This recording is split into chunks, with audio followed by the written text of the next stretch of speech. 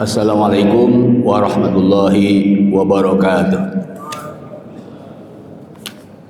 Bismillah walhamdulillah wassalatu wassalamu ala rasulillah Sayyidina Muhammad ibn Abdullah wa ala alihi wa sahbihi wa mawala wa man. Kita lanjutkan tafsir Al-Quran, tafsir Maudhu'i bin Dirayah.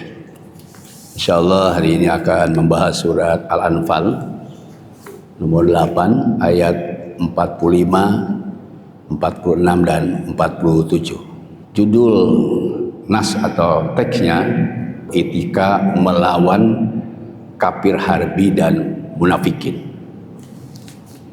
Kalau kita realisasikan atau dikontekstualkan dalam kondisi sekarang, judulnya adalah etika melawan oligarki dan para mafia. Nah, kenapa surah Al-Anfal 45, 46, 47 dikontekstualkan kepada etika melawan oligarki dan mafia? Karena ada korelasi atau kemiripan. Apa kesamaannya antara kafir harbi, munafikin dan oligarki para mafia? Karena ada dua kesamaannya. Pertama, kafir harbi dan munafikin itu dari aspek sosial, ekonomi, politik, budaya. Mereka menyerang Rasulullah SAW bersama kaum muslimin karena untuk menguasai teritorial kekuasaan umat Islam yang dipimpin Rasulullah, serta untuk merebut sistem perekonomian yang sudah dikembangkan oleh Rasulullah saat itu. Bahkan sudah nampak tanda-tanda kemakmuran, tidak seperti di Quraisy. Itu di aspek pertama. Aspek kedua, orang kafir harbi itu dari aspek ideologi. Mereka berbeda dengan umat Islam. Kalau umat Islam punya akidah bertauhid pada Allah, sedangkan mereka kafir, tidak percaya pada Allah. Kalau kita lihat oligarki dari aspek dua itu ada. Pertama, mereka datang ke Indonesia ini untuk merubah sistem perekonomian, ingin menguasai. Bahkan mereka seperti kafir harbi, yaitu untuk merebut teritorial daerah-daerah yang potensial ingin dikuasai oleh para oligarki melalui para mafianya. Dari aspek ideologi, kalau kafir harbi menyerangnya karena untuk memurtadkan kaum muslimin atau untuk supaya tetap tidak percaya kepada Allah. Para oligarki juga sama. Indonesia ini kan negara berideologi Pancasila, ketuhanan yang Maha Esa. Sedangkan mereka para oligarki itu, Cina bukan etnis Cina. Kalau etnis Cina mungkin baik. Cina datang ada punya ideologi, di mana sejak dulu mereka itu adalah komunis yang anti Tuhan. Itulah ada kesamaannya dengan kafir harbi. Nah, oleh karena itu kita harus menjawabnya dengan etika atau adab ketika kita melawan oligarki dan mafia. Sebagaimana dijelaskan dalam surah Al-Anfal ayat 45, 46, 47 juga misalnya tentang etika. Itu di sini dijelaskan oleh tafsir adabul liqa wa tariq saja'ah inda muwajil a'da al-harabil. Bagaimana etika ketika Rasulullah berhadapan dengan musuh yang disebut kafir harbi? Itu nanti ada 8. Pada ayat 45 itu ada 2, ayat 46 ada 3, dan ayat 47 ada 3. Jadi jumlahnya ada 8 etikanya. Hadirin jamaah rahimakumullah. Sebelum kita jelaskan teksnya, mari kita lihat konteks yang terjadi saat ini. Selain kita diisukan dengan kereta cepat Wus, juga muncul saat ini yang paling anyar adalah bandara ilegal di Monowari. Bandara ilegal itu sebenarnya bandara yang tidak boleh, karena kita punya daulah. Ketika bandara itu dibangun dengan tujuan untuk kesejahteraan NKRI, tetapi pada tahun 2018 dicanangkan oleh Presiden yang ke-7 dan dioperasikan, deklarasikan, dan operasinya itu tahun 2019. Kalau ilegal itu berarti buat negara di dalam negara. Sebab PT IMIF atau singkatan dari Indonesia Wali Industrial, PT yang dikelola oleh swasta. Dan kalau tidak salah namanya tuh direksinya tentang penjahitan dari kepolisian itu, Hendandri, kalau tidak salah sebenarnya. Tetapi mereka melarang gubernurnya tidak boleh masuk, melanggar aturan di mana yang namanya bandara itu ada dua hal yang wajib dilakukan, yaitu bea cukai, ekspor, impor barang dari luar. Itu harus diketahui, ternyata tidak ada bea cukai itu. Sehingga bisa saja narkoba atau senjata yang terlarang atau hal-hal lain bisa masuk, termasuk tenaga kerja asing. Bisa saja semaunya karena memang tidak ada aturan. Untuk yang kedua, tidak ada imigrasi. Pada imigrasi itu untuk mendeteksi jumlah barang yang diekspor yang keluar. Jadi ekspor impor itu sudah tidak jelas kalau memang ilegal. Sehingga dimungkinkan nikel atau barang-barang berharga nih kita dikeruk dan dibawa ke sana. Kita ingat ada seorang pejabat yang getol untuk menyediakan hilirisasi. Kalau seandainya tidak Pak Syarif Samsudin memberi informasi, kita tidak tahu. Ini persoalan tadi kaitan dengan oligarki yang mafia. Sebab mereka itu punya tujuan yang mengkhawatirkan. Kenapa mengkhawatirkan? Karena beberapa negara dan sejak awal kita menolak komunis dari Cina. Dari zaman Orde Lama. Sekarang muncul lagi, kita tidak boleh ada negara dan negara. Artinya apa? Kalau memang ini legal, itu sama dengan menjual negara atau sangat berbahaya untuk kedaulatan bangsa dan negara. Di dalam tafsir Sawi Al-Maliki, Tadhabari Hukum, kalau ini tidak diantisipasi oleh kita dengan 8 akhlak tadi, maka akan hilang kekuatan dan akan hilang kedaulatan. Seorang ahli tafsir yang dia membidangi tentang kaidah bahasa Arab, dia sudah tahu jika tidak ditata dengan baik dan tidak ada etika untuk menjawab penjajah atau yang menyerang ke umat Islam atau ke negeri Muslim, itu sangat berbahaya. Oleh karena itu kita nanti lihat teksnya nanti kelihatan nanti. Kenapa kita harus membahasnya? Karena ayat ini memberikan informasi kepada kita harus beretika di dalam menghadapi penyerangan musuh. Kalau kita tidak beretika, kita akan kalah. Dan justru etika itu jangan pun terhadap orang-orang Muslim atau orang yang seagama dengan kita. Dalam beretika disebut al-muasyarah. Di dalam peperangan saja ada etikanya. Menghadapi oligarki dan mafia, kalau kita tidak seperti dalam surah Al-Anfal ini, kita nanti tidak akan bisa menyelesaikan masalah. Justru selesainya kafir harbi dan munafikin yang disebut dalam surah Tahrim, ya ayyuhan nabiyyu jahidil kuffar wal munafikin. Wahai Nabi, perangi oleh kamu orang kafir harbi dan orang munafik. Dalam pengertian konteksnya surah At-Tahrim, wahai kaum muslimin dan bangsa Indonesia, perangi itu oligarki dan mafia. Al-kafirin itu harbi, pengertian tafsirnya. Sedangkan al-munafikin itu mafia, orang-orang yang memang bekerja sama dengan kafir harbi sejak dulu.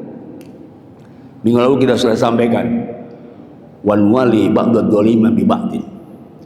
Allah berfirman, kami akan menjadikan satu orang dolim berteman dengan yang dolim lainnya. Satu orang yang dolim bisa banyak temannya kedoliman kodam itu, sehingga muncul para ulama membuat sholawat asgil, baik yang minta kepada Allah supaya hancur orang-orang yang berbuat dolim dengan sebab kedolimannya. Yang satu orang berbuat dolim, maka ketika ada 2 sampai 1000 orang berbuat dolim, hancurlah mereka saling cakar dengan sebab kezalimannya. Hadirin Allah, karena itu mari kita lihat sekarang teksnya. Kalau di ayat yang 45 Ya ayyuhalladzina amanu idza laqitum fi'atan. Wahai orang-orang beriman, idza laqitum fi'atan, apabila kamu bertemu satu pasukan musuh.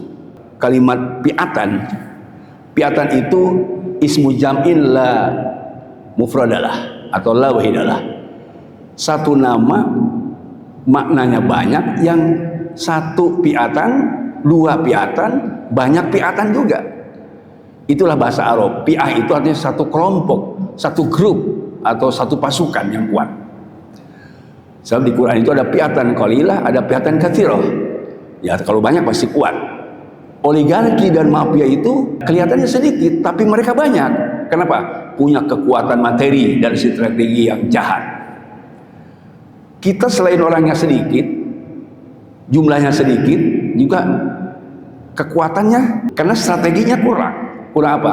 Kurang memahami tentang sejauh mana musuh menyerang kita dengan cara santai menyelesaikan masalah, padahal mereka sudah gigih semangat untuk menghancurkan. Itu juga satu bagian dari kekalahan kita. Baik, jadi kalimat fi'atan itu artinya di tafsirnya itu kafiratan muharabatan, kafir harbi. Ya, fi'atan itu. Makanya dijamakan itu satu kelompok atau pasukan musuh. Kalau itu pasukan musuh tadi sifatnya umum, ya bisa kafir harbi, bisa oligarki, dan bisa musuh-musuh lain. Baik itu musuh secara ofensif atau defensif. Musuh secara terang-terangan atau musuh secara tersembunyi. Itu berarti fi'atan. Makanya kita sekali lagi membahas etika melawan oligarki dan mafia. Dikaitkan tadi surat Al-Tahrim ayat ke-7. Disebut kaitan fi'atan itu adalah kafiratan muharabatan. Bagaimana cara menyikapi dan akhlak yang baik melakukan apa? Lihat ayatnya, pasbutu. Pasbutu itu konsep pertama. Ketika kita berhadapan dengan musuh sekeras dan sekuat apapun, pasbutu. Musabata itu ada dua. Satu, teguhkan hati dengan keyakinan, dengan keimanan yang kuat. Teguhkan hati. Dan kedua, siapkan barisan, menyiapkan kekuatan aspek material, yaitu TNI atau yang bisa menangkal persoalan-persoalan yang datang dari luar. Kalau polisi kan di dalam. Jadi artinya pasbutu, selain kita harus diteguhkan hati, kuatkan iman, juga siapkan barisan. Ini di dalam tafsirnya tadi. Karena di dalam tafsir yusabitullah bil qauli tsabit. Dalam surat Ibrahim ayat 25, yusabitullah bil qauli tsabit. Allah akan menetapkan hati kita itu dengan qauli tsabit, la ilaha illallah. Atau di ayat lain, liyusabitatu adat. Turunnya Al-Quran itu supaya hati engkau Muhammad jadi tenang, sebab ada kekuatan, kesiapan, keteguhan. Jadi kita menghadapi musuh itu harus teguh, harus berani.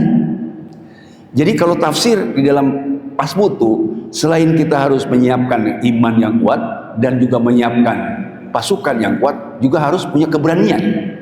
Sebab apa arti iman yang kuat dan kekuatan fisik yang kalau tidak berani?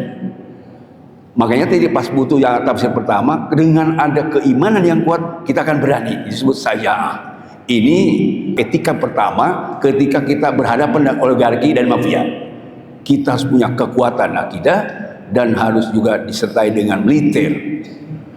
Maka wajar kalau di Morowali itu, kalau itu ada bendera yang ilegal, memang tidak bisa dilawan oleh tafsir yang pertama, kekuatan akidah, tapi harus ada syaja'ah, harus ada keberanian. Persoalannya, jangan-jangan Satimus sudah diketahui itu ada kejahatan korupsi, tapi ditanggung jawab oleh kepala negara. Kalau uangnya memang dari pribadi, ya tapi bertanya juga dari mana uangnya. Kalau diserahkan kepada rakyat kan itu tidak benar. Kita punya kedugaan, jangan-jangan ini juga seperti Bush. Ketika sudah diketahui ini bendera ilegal, dijawabin persoalannya seperti Bush. Kita tidak menduga konsep yang pertama, pas butuh, insya Allah, ya doakan saja. Hadirin Allah, pas butuh ini sudah dicontohkan Rasulullah SAW. Dulu ketika akan diserang oleh Ahzab, Rasulullah dari pagi sampai siang terus menunggu mana ini musuh yang akan menyerang. Rasulullah pernah di satu saat, bahkan ada mengatakan beberapa hari menunggu musuh, tapi tidak datang-datang. Padahal sudah diinformasikan kekuatan musuh bakal menyerang. Rasul menunggunya, tidak datang-datang. Kemudian setelah zuhur Rasulullah naik ke mimbar lalu berpidato. Hadis Bukhari Muslim, yaitu nomor 2965 di dalam kitab Bukhari-nya, di dalam Muslimnya nomor 1742. Ayuhan nas, wahai sekalian manusia, la tatamannau liqal adu, kamu jangan suka mengharap bertemu dengan musuh. Apa maksudnya? Jangan mengharap sama musuh. Tidak boleh punya musuh. Tidak boleh musuh. Jangan buat gara-gara. Makanya kita kenal kan, satu musuh terlalu banyak, 1000 teman terlalu sedikit. Apa maksudnya peribahasa itu? Satu musuh terlalu banyak. Tidak boleh punya musuh. Itu konsep dari Rasulullah. La tatamul adu, tidak boleh kamu punya musuh. La tatamanaul adu, jangan memusuhi. Tetapi meskipun kita tidak boleh buat gara-gara, tidak boleh kita memusuhi, itu ada hadis berikutnya. Fa'idza lakatumuhum fasbiru. Apabila kamu diserang dengan musuh, lawan. Jadi fasbiru itu bukan sobat pasif, lawan. Sebab ada ayat fa'tadu alaihi bimisli ma alaikum. Kalau musuh sudah menyerang, lawan dengan seperti apa mereka menyerangnya. Fa'tadu alaihi bimisli ma alaikum. Serang itu musuh kalau musuh sudah menyerang. Itu tafsir dari fasbiru. Wa'lamu, sabda Nabi, ketahuilah kamu, annal jannah tahta dili suyuk, bahwa surga itu ada di bawah bayang-bayang pedang. Surga itu ada di bawah bayang-bayang senjata. Musuh itu ada, kalau kamu mampu mengangkat senjata, angkat senjata, itu surga di bawah itu. Ini tadi hadis menunjukkan bahwa kita harus punya kekuatan militer untuk melawan oligarki dan mafia. Kalau tidak kuat militernya, debol lagi kita. Ini menurut hadis tadi yang diriwayatkan oleh Imam Bukhari Muslim. Baik, yang kedua sekarang. Yang kedua itu apa? Wadhkurullah katsiran la'allakum tuflihun. Kita berzikir kepada Allah. Artinya di sini mohon pertolongan kepada Allah. Seperti Rasulullah juga pernah mencontohkan. Di dalam hadis Rasul menyampaikan, Allahumma ya muzil kitab wa ya majdas sahab wa ya hasim ahzab izimhum wa rasulna alaihim. Ini hadis sahih. Ketika Rasul berhadapan dengan musuh, ya Allah, hayat yang telah menurunkan Al-Quran, ya Allah, hayat yang telah menggerakkan awan, ya Allah, zat yang sudah mengalahkan musuh, izimhum, hancurkan mereka, izimhum, hancurkan mereka, izimhum, hancurkan mereka, wansurna alaihim, ya Allah, tolong kami untuk menghancurkan mereka, ya Allah, tolong kami untuk menghancurkan oligarki dan mafia. Kira-kira tafsir kontemporer seperti itu. Kita memang harus berdoa, mudah-mudahan hari ini hari ini di Lampung mereka sedang kumpul, pertemuan sedunia cukup banyak. Mudah-mudahan mereka berzikir minta kepada Allah, kalahkan tuh oligarki dan mafia. Nanti disambung tanggal 2 bulan Desember pada maghrib akan kumpul di Monas, akan berzikir minta kepada Allah supaya dikalahkan tuh mafia dan oligarki, termasuk kita supaya bisa mengalahkan Zionis. Ya kalau tidak bisa ke sana ya malam itu. Zikir kepada Allah, minta tolong kepada Allah supaya ditolong kita, supaya dibantu, supaya kita menang. Kalau kita tidak berzikir, kalah lagi kita. Ini etika yang kedua ketika kita menghadapi oligarki dan mafia. Yang ketiga, taati Allah wa Rasulah. Taati Allah dan Rasul. Apa artinya taati Allah dan Rasul? Kita harus ikut kepada aturan, harus ikut kepada undang-undang. Kalau arti Allah wa Rasul hanya Quran hadis. Tapi sekarang undang-undang dasar itulah disebut tadi yang garis besarnya. Lalu ada undang-undang yang dibuat pemerintah, diikuti oleh kita, konstitusi itu. Dalam pengertian lain, taati oleh kita. Atau tafsir berikut, taati Allah wa Rasul, patuhi hukum. Jangan sampai kita tidak memakai hukum. Paling sudah sampaikan, negara kita ini kalau mau masuk hukum kadang-kadang bukan undang-undang, akan memutus hukum itu dengan pesanan. Siapa yang memesan? Karena itu menjadi negara kongkolingo. Sebab kalau sesuai pesanan itu kan ada oposisi, ada posisi. Kalau musuhnya itu oposisi, pasalnya berlapis dan belum apa-apa dijadikan tersangka, bahkan mau ditangkap. Tetapi kalau posisi yang melakukan pelanggaran yang memang ada di dalam, jangan mau dipenjara, ditangkap saja belum, diproses saja belum.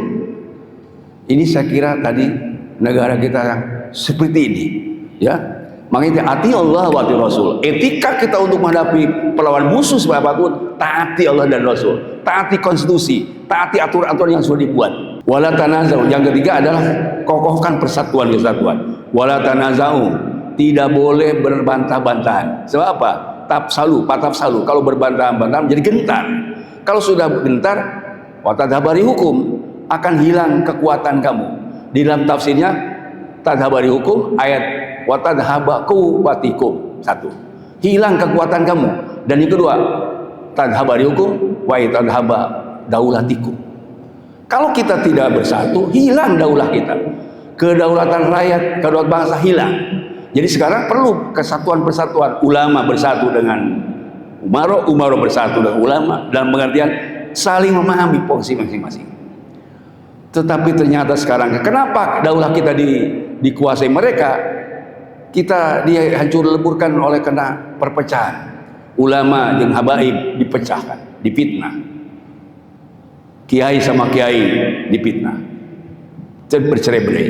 Bahkan yang terakhir, Nahdlatul Ulama yang seharusnya menjadi ikon kita, ati Allah, ati Rasul, taati ulama, malah Nahdlatul Ulama, PBNU-nya sudah saling cakar, sudah saling serang. PBNU tadinya diberhentikan oleh Rais Am, ya. Kemudian dia tidak menerima, memberhentikan juga sekjennya, ya. Sekjen yang dia harusnya tidak harus diberhentikan. Tapi kenapa? Dia ada saya baru. Sulit kita untuk mendapat kemenangan, kekuatan. Kenapa? Sebab ulama yang harus jadi panutan malah bertengkar juga.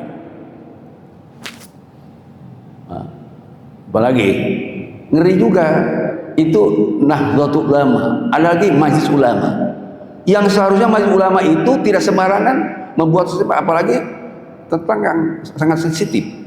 Kita sudah sepakat bahwa Zionis itu menggenosida, malah dia mendukung.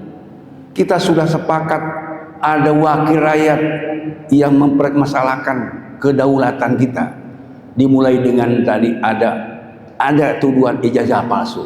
Harusnya ikut kepada aktivis dan pembela yang lurus, mempersangkakan dari pihak penguasa atau polisi. Itu sudah benar. Itu saya kira majelis ulama yang sudah termulu juga atau sudah ikut kepada mereka. Harusnya tidak begitu. Ini tidak adanya tadi kesatuan persatuan. Tapi tetap kita masih mengharap mudah-mudahan di satu saat semua bersatu sehingga mendapat kemenangan. Yang keempat, etika yang keempat adalah wasbiru innallaha ma'as-sabirin. Isbiru tadi saya sampaikan aktif, sobar. Apa itu sobar di sini? Kita kalau melihat surat Al-An'am 132 itu i'malu ala makanatikum, bekerja sesuai dengan keahliannya. Jadi kalau isbiru itu disebutnya profesional. Bagaimana kekuatannya? Berapa jumlahnya? Profesional. Dan seluruh para ahli, baik itu misalnya polisi, tentara, ulama, petani, pedagang, itu harus kompak semua dan harus sesuai dengan keahliannya. Semuanya melakukan aktivitas untuk mendapatkan kemenangan. Itu maksud isbiru. Supaya pertolongan Allah itu datang.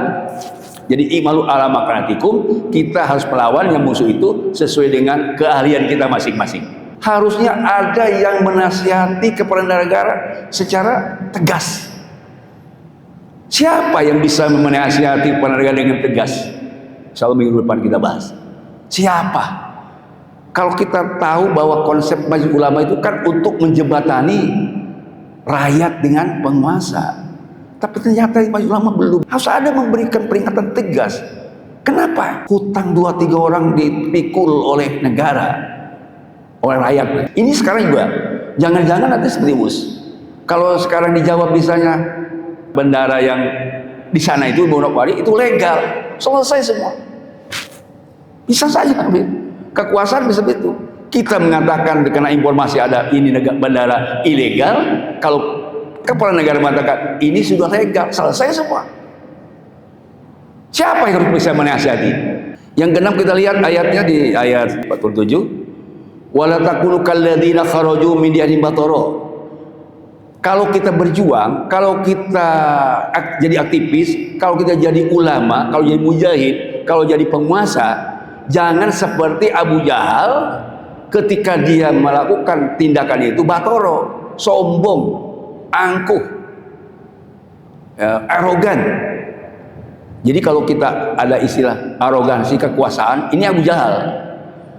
Pertanyaannya, ada gak yang berkuasa arogan? Kalau dia arogan, itu batoro, batul haqi wa ghadbun nas, nolak kebenaran dan menghina rakyat. Bayangkan sama kita, ketika ditanya, Pak, itu Bapak pernah meresmikan itu ya bendara di Manokwari? Enggak, saya enggak meresmikan. Padahal sudah ada rekamannya, itu bisa begitu. Itu artinya menghina rakyat. Al-kibr adalah batul haqi wa ghamdun nas, nolak kebenaran dan menghina rakyat. Yang kenapa itu Abu Jahal itu begini, Pak, dulu kisahnya. Ketika dikasih tahu oleh Abu Sufyan tidak harus pergi ke Badar, insya Allah aman lah, cukup dengan mereka. Tapi Abu Jahal ngomong, saya tidak, saya akan pergi ke Badar, nanti saya akan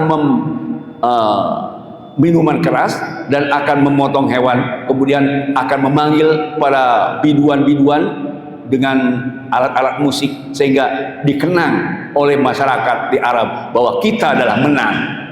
Padahal sudah dilarang Abu Sufyan, tapi Abu Jahal tetap maksa. Akhirnya kesombongan Abu Jahal dijauh oleh Allah. Para penyanyi itu merintihnya mereka kesakitan waktu dibunuh oleh kaum muslimin, dan akan menyembelih hewan. Ternyata para durjana dipimpin Abu Jahal, termasuk Abu Jahal, disembelih juga oleh kaum muslimin pada situ. Kesombongan Abu Jahal sudah dijawab. Jadi siapa seorang sombong pasti dijawab seperti Abu Jahal. Kemudian tadi yang ketujuh, apa yang ketujuh? Waroya'an nas, tidak boleh jadi aktivis, tidak boleh jadi penguasa, tidak boleh jadi ulama, ria. Sudah sekarang kalau ingin menghadapi oligarki dan mafia, tidak boleh ada rianas, pencitraan. Sudah tidak lagi waktunya sekarang, tidak boleh. Sudah cukup, jangan masuk ke gorong-gorong lagi. Tidak harus sholat rekam itu rianas, tidak akan bisa menyelesaikan masalah. Itu yang ketujuh. Harus ikhlas terus murni supaya kita menang. Yang terakhir, wa yasuduna sabillah, untuk menghadapi musuh yang berat, jangan seperti Abu Jahal. Itu yasuduna sabila, dia ke medan perangnya untuk menghalang-halangi orang dari jalan Allah, untuk menghari kaum muslimin, jangan menegakkan syariat Islam pada situ.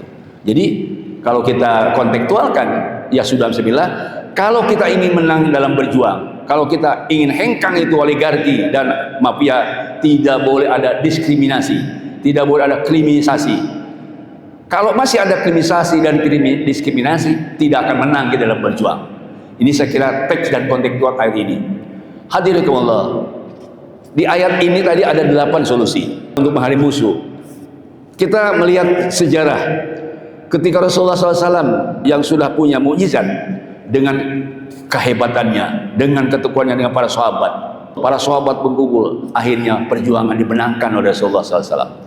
Padahal waktu itu jumlah kaum muslimin masih sedikit dibandingkan dengan musuh-musuh Islam. Sebab musuh Islam itu misalnya Romawi kan cukup kuat, Persia, kemudian Ethiopia, Turki, Barbar, Kipti. Kalau kita lihat jumlah pasukan begitu kuat, harusnya kan kalah Rasulullah SAW. Tapi dengan kesabaran, dengan ketekunan, dengan ketulusan, dan tidak arogan, musuh yang kuat sekalipun kalah. Kita kenal dalam sejarah, itu negara yang kuat-kuat bisa ditaklukkan oleh Rasulullah dengan para sahabat. Mereka semuanya takluk kepada apa yang dibawa Rasulullah SAW, sehingga kemenangan pada situ mutlak di bawah Rasulullah dari barat sampai timur. Bahkan di dalam sejarah kurang dari 30 tahun barat timur sudah dikuasai Rasulullah SAW. Kurang dari 30 tahun sudah sumur makmur, gamalipah loh jinawi, balatun taibatun. Bandingkan negara kita sudah 80 tahun kita bukan 30, 80 tahun masih begini juga. Ekonomi murad-marid, karyawan anak muda yang mau kuliah susah, ekonomi sulit, kemiskinan tidak turun-turun, naik terus. Saya yakin ini kenapa? Karena konsep yang disampaikan Rasulullah dari Allah belum dia pakai. Kesimpulannya, untuk menghadapi mafia dan oligarki, satu, kita harus teguhkan hati, siapkan barisan. Kedua, berzikir kepada Allah. Dan ketiga, taati aturan Allah dan Rasul, taati hukum. Yang keempat, harus bersatu, tidak boleh ada cerai-berai. Dan yang kelima, kita harus bersabar dalam pengertian, harus bekerja sesuai profesi. Yang keenam, kita tidak boleh angkuh, tidak boleh sombong, dan tidak boleh arogan dalam kekuasaan. Yang ketujuh, kita tidak boleh ada pencitraan lagi. Dan yang kedelapan, tidak boleh ada diskriminasi dan kriminalisasi terhadap para pejuang. Mudah-mudahan dengan sebab melakukan ketika ini, bangsa Indonesia baldatun thayyibatun warabut. Akhirnya kita semua sebagai umat Islam Muhammadun Salatimah mendapat ridha Allah Subhanahu wa taala. Subhanakallahumma wa bihamdik asyhadu an la ilaha illa anta astaghfiruka wa atubu ilaik. Walhamdulillahirabbil alamin. Assalamualaikum warahmatullahi wabarakatuh.